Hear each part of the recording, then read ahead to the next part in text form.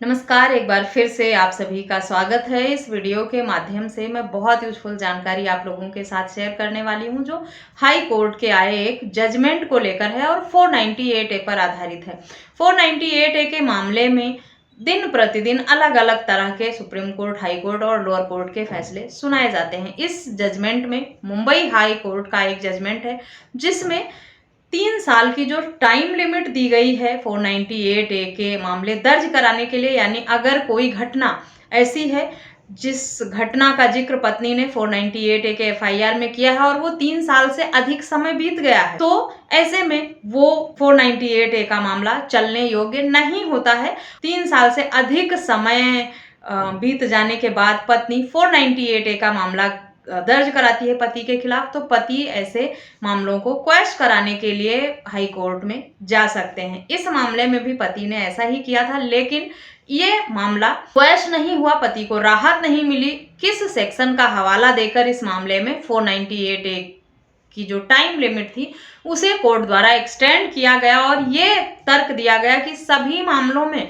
हम ये नहीं कह सकते हैं कि अगर 3 साल से अधिक समय बीत गया है उन घटनाओं का जिसका जिक्र है 498 ए में, तो एफआईआर दर्ज नहीं होगी या मामला चलने योग्य नहीं होगा। अगर जस्टिफाई किया जा सकता है जो 3 साल से अधिक का समय बीता है वो, तो 3 साल बाद भी एफआईआर हो सकते हैं और ऐसे एफआईआर क्वैश नहीं होंगे। किस सेक्शन में ये प्रावधान है आगे जानेंगे इस वीडियो में, तो पूरी जानकारी पाने के लिए इस वीडियो को अंत तक जरूर देखें। और अगर मेरे चैनल पर नए हैं, अब तक सब्सक्राइब नहीं किया है, तो प्लीज सब्सक्राइब करके बेल आइकन को जरूर प्रेस करें ताकि इस तरह की और भी इंफॉर्मेटिव वीडियोज आपको घर बैठे मिलती रहे। जैसा कि सभी मामले में होता है सामान्यतः कि पति पत्नी के बीच में अगर शादी के कुछ समय बाद मतभेद, मनमुटाव होता है या लड़ाई झगड़े होते हैं, तो वो दोनों अलग रहने लगते हैं। इस मामले में भी ऐसा ही हुआ कि पति पत्नी के विवाद की वजह से अलगाव हुआ और कुछ समय बाद नवंबर 2022 में पत्नी ने विमेन सेल में कंप्लेंट की, जिसमें 2019 में हुई घटनाओं का जिक्र करते हुए, हवाला देते हुए विमेन सेल में कंप्लेंट किया कि उनके ससुराल वाले और पति उनसे दहेज की मांग करते हैं, प्रताड़ित करते हैं, जिसकी और उन्हें घर से निकाल दिया गया है। इसके बाद जब मामला विमेन सेल में पहुंचा तो पति पक्ष को नोटिस देकर बुलाया गया। मीडिएशन और सुलह समझौता के लिए पति पक्ष ने मीडिएशन में आने से साफ इनकार कर दिया। उसके बाद जनवरी 2023 में एफआईआर दर्ज हो गई, क्योंकि मीडिएशन फेल हो गया। सुलह समझौता के लिए पति और उसके परिवार वाले गए नहीं, इसीलिए एफआईआर दर्ज हुआ। एफआईआर 498 ए 323, 504, 506 और 34 आईपीसी के अंतर्गत दर्ज कराया गया। जिन घटनाओं का जिक्र पत्नी द्वारा इस मामले में किया गया था, वो लास्ट इंसिडेंट जो बताया था प्रताड़ना का और मारपीट कर घर से निकालने का, वो 2019 का था। क्योंकि जिन घटनाओं का जिक्र 2019 का पत्नी ने किया था, 2022 में जब शिकायत दर्ज कराई तो उन घटनाओं को 3 साल से अधिक का समय बीत चुका था।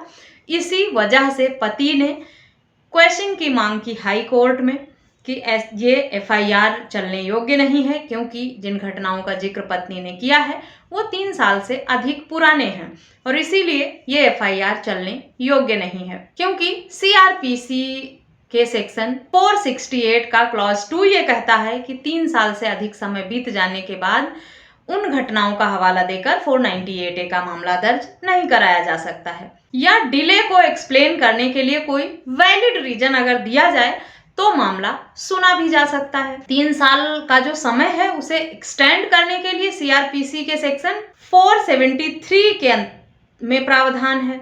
इसमें लिमिटेशन पीरियड जो है उसे एक्सटेंड करने का प्रावधान दिया गया है, यानी 3 साल से अधिक समय बीत जाने के बाद उन घटनाओं का हवाला देकर 498 ए के अंतर्गत महिला शिकायत दर्ज करा सकती है। जैसा इस मामले में हाई कोर्ट ने कहा, जो लिमिटेशन पीरियड है उसे एक्सटेंड करने का कोई वैलिड रीजन देना होगा। इस मामले में कोर्ट ने लिमिटेशन पीरियड को इसलिए बढ़ाया क्योंकि 2019 की घटना थी ये, जिसका लास्ट जिक्र महिला ने किया था। उसके बाद महिला द्वारा यह तर्क दिया गया कि 2019 में जब उसे घर से निकाला गया, उसके कुछ समय बाद कोविड-19 लॉकडाउन और इस सब तरह का जो समय रहा उसमें 2 साल से अधिक का समय बीत गया, जिसकी वजह से वो इस तरह के कदम उठाने में विवश रही और आगे की प्रोसीडिंग नहीं कर पाई। इस बात को कोर्ट, ये पत्नी द्वारा दिया गया ये तर्क कोर्ट को उचित लगा और इसीलिए पत्नी को जो समय सीमा है उसे एक्सटेंड करने की परमिशन कोर्ट द्वारा दी गई। इस मामले में जो पत्नी ने परिवार व अन्य लोगों के खिलाफ मामला दर्ज कराया था उसे कोर्ट ने माना कि सिर्फ सामान्य आरोप लगाकर दिए गए हैं, स्पेसिफिक घटनाओं का जिक्र नहीं किया गया है, इसीलिए वो सिर्फ आरोप लगाकर परिवार वालों को परेशान करने के लिए दर्ज कराया गया मामला लगता है, इसलिए उन मामलों को खारिज कर दिया। लेकिन पति का नाम बरकरार रहा 498A में, पति को राहत नहीं मिली। तो ये जजमेंट पति और पत्नी दोनों के लिए बहुत यूजफुल है। जिन लोगों को ये लगता है कि 3 साल से अधिक समय बीत गया तो पत्नी उनके ऊपर 498A का मामला दर्ज नहीं करा सकती है, या 3 साल का समय बीत जाने के बाद अगर पत्नी ने दर्ज कराया है मामला तो पति उसे क्वेश्चन करा सकता है हाई कोर्ट में। वो इस जजमेंट को जरूर पढ़ें और समझें। जजमेंट का नाम वीडियो के स्क्रीन पर मिल जाएगा आपको और जजमेंट की PDF आपको वीडियो के डिस्क्रिप्शन बॉक्स से मिल जाएगी, वहां से आप डाउनलोड करके पढ़ सकते हैं, डिटेल में समझ सकते हैं।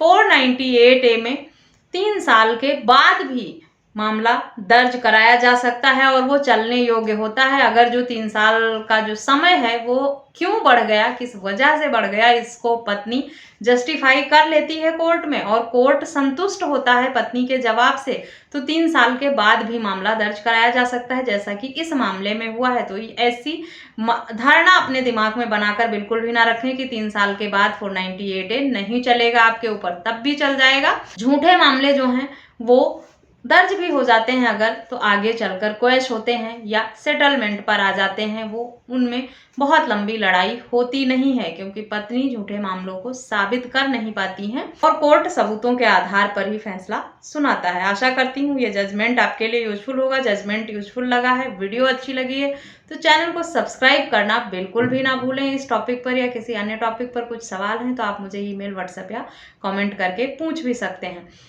मुझसे संपर्क के सभी माध्यम आपको वीडियो के डिस्क्रिप्शन बॉक्स में मिल जाएंगे। इस वीडियो में बस इतना ही, मिलते हैं नेक्स्ट वीडियो में, तब तक के लिए थैंक यू एंड बाय।